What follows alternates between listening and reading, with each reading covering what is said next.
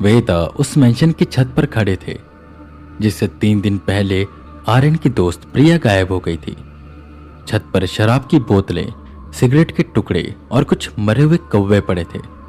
और जो कहानी राहुल ने बताई थी और जो कहानी उस मेंशन की है, उसके मुताबिक घर के सबसे छोटे बेटे ने जब लव मैरिज की तब से कुछ कुछ कौवे घर के ऊपर आकर मरने लगे। पर जब उनका पूरा परिवार गायब हो गया तो छत पर बस कौवे ही कौवे थे जो मरे हुए थे। पर इसके बाद कोई भी कौवा छत पर नहीं मरा। और कितने ही लोग मेंशन में आए, कोई दारू पीने आया, कोई पत्ते खेलने और कोई तो अपनी जिस्म की भूख मिटाने। पर तब भी ना तो वो बुक सामने आई जिसका नाम है बुक ऑफ कीपिंग, और ना ही कोई कौवा छत पर मरा और ना ही कोई गायब हुआ। एक राज था प्रिया के गायब होने के पीछे, और कहीं ना कहीं वेदा को यह यकीन था कि प्रिया जो गायब हुई है उसका लिंक सीधा उस बुक से है, क्योंकि इतने लोग आए गए पर आज तक वो बुक नहीं आई। पर प्रिया के आते ही वो बुक आ गई और कौवे भी छत पर आकर मर गए। आखिर क्यों? इस बात का राज कहीं न कहीं इस मेंशन में ही छुपा हुआ था और इसका संबंध उस परिवार के साथ था। पर क्या यही वेदा सोचने में लगे हुए थे?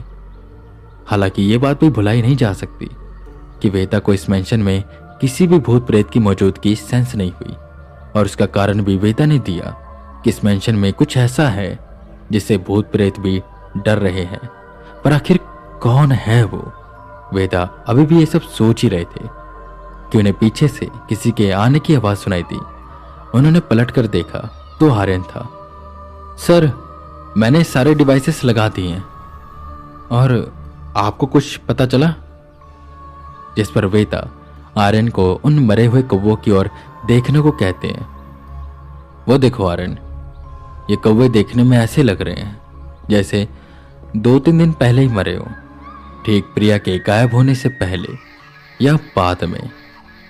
पर हैरानी की बात यह है कि इस मेंशन में बहुत से लोग आए गए, पर आज तक ना तो वो बुक दिखाई दी और ना ही कोई गायब हुआ और ना ही कोई कौवा यहां पर आकर मरा।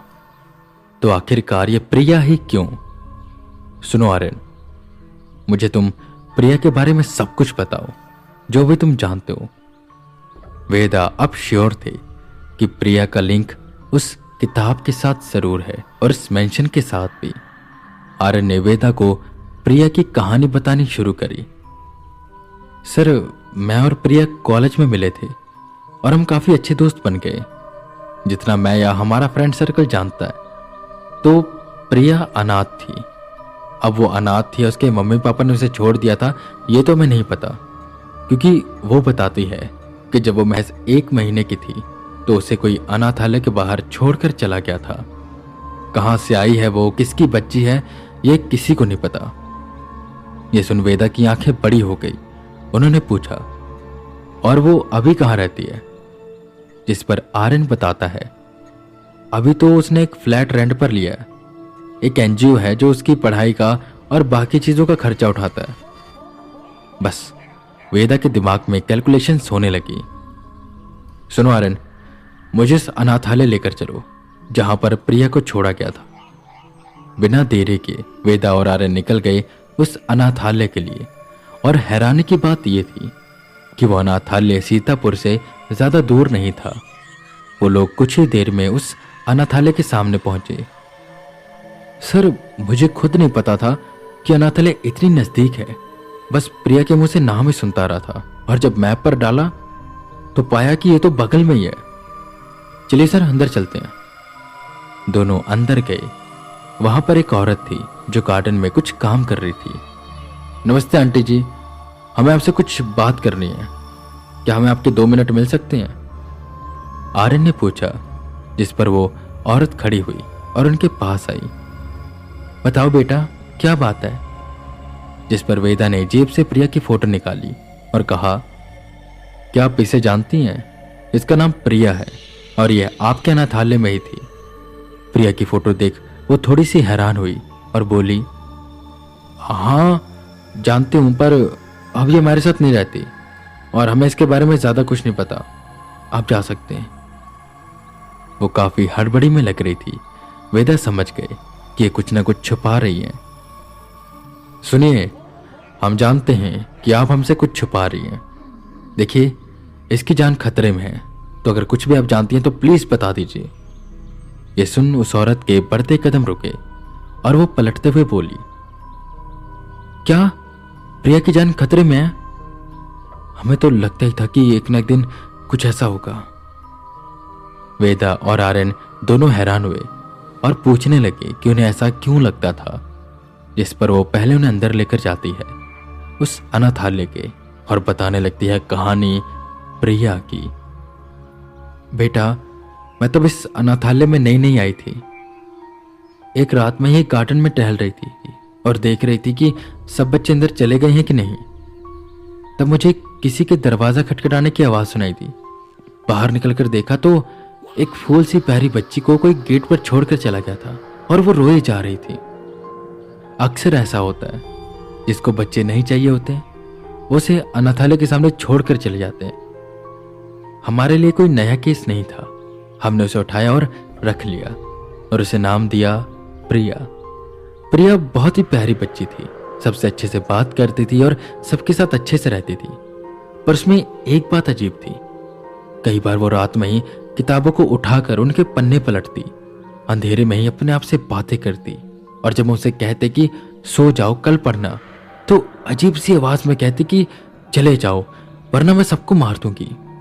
हमें हमेशा ऐसा लगा कि उसके ऊपर कोई ना कोई बुरा साया, पर क्योंकि वो तेज थी, पढ़ाई लिखाई में और खेलने में भी अच्छी थी, तो एक एनजीओ ने उसकी सारी जिम्मेदारी उठा ली, उसका खाना पीना रहना सब कुछ। फिर वो यहाँ से चली गई, पर जब तक वो इस अनाथालय में थी रोज कोई ना कोई भूतिया घटना होती रहती थी और ये सारी भूतिया घटना उसके आसपास ही होती थी। वेदा ये सुन कहीं ना कहीं डॉट्स को लिंक करने लगे। उन्होंने उन औरत का धन्यवाद किया और अनाथालय से बाहर निकले। मैंने कहा था ना, प्रिया का कहीं ना कहीं इस बुक के साथ संबंध है और इस मेंशन के साथ भी। शायद मुझे पता चल गया है कि हुआ क्या था वहां पर यह बात अलग है कि कुछ सवालों के जवाब मुझे अभी भी नहीं मिले। वेदा ने कहा, जिस पर आर्यन ने पूछा, क्या सर? वेदा आगे की ओर बढ़े और बोले, प्रिया खून है शायद उनका जो इस मेंशन में रहते थे। किसकी बेटी है ये मैं तो नहीं जानता, पर जो भी उसे अनाथालय के सामने छोड़ कर गया वो इसलिए छोड़ कर गया होगा ताकि प्रिया बच सके, क्योंकि उस रात उसका पूरा परिवार गायब ही हो गया था। और जब प्रिया भाग्य का लिखा कहीं या कोई संयोग उसी मेंशन में जा पहुंची जिससे उसे निकाला गया ताकि वो बच सके और सही सलामत रहे, और वो गायब हो गई। और शायद इसी वजह से सिर्फ उसके सामने बुक आई और वही गायब हुई, जैसे बहुत सालों पहले उसका परिवार गायब हुआ था। यह सुन आर्यन बिल्कुल हैरान हो गया और बोला, तो सर अब हम क्या करें? कैसे लाएंगे उसे बाहर? क्योंकि सर वो बुक तभी बाहर आएगी जब उनके परिवार का कोई जाएगा, पर वो अपने परिवार की आखिरी बची थी, तो अब हम कैसे? वेदा ने आर्यन को शांत रहने को कहा और बोले, अगर प्रिय वहां पर जाए तो वो बुक वापस आ सकती। वेदा की बात सुन आर्यन हैरान हुआ, पर सर प्रिया तो गायब हो चुकी है ना, तो वापस कैसे जाएगी उस मेंशन में? जिस पर वेदा मुस्कुराए, तुम उसकी चिंता मत करो, मेरे पास एक प्लान है। अगर ये काम कर गया तो वो बुक हमें मिल जाएगी और हम प्रिया को बचा पाएंगे। बस तू एक बात बता, उसके फ्लैट की चाबी किसके किसके पास होती है? आर्यन ने सोचा और कहा, सर उसके फ्लैट की एक ही चाबी है और वो हमेशा उसी के पास रहती है। पर हाँ, जब वो मेंशन में जा रही थी तो उसने अपना बैग कार में छोड़ दिया था। तुम्हें भी उसके फ्लैट की चाबी उस बैग में ही हो।